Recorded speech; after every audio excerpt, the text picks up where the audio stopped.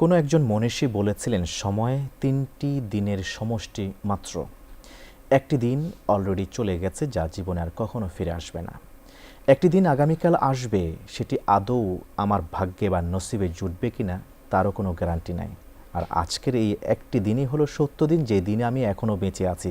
তো এরপরে যে একটি সেকেন্ড আমি বেঁচে থাকবো তারও কোনো গ্যারান্টি নেই। অতএব সময়কে আমরা সর্বোচ্চ গুরুত্ব দেই, প্রতিটি মুহূর্তকে আমরা জীবনের শেষ সময়ে কল্পনা করি, জ্ঞান করি। তবেই তো ইনশাআল্লাহ তাআলা আমাদের এই পৃথিবীর জীবন হবে সুন্দর, পরকাল হবে মঙ্গলময়।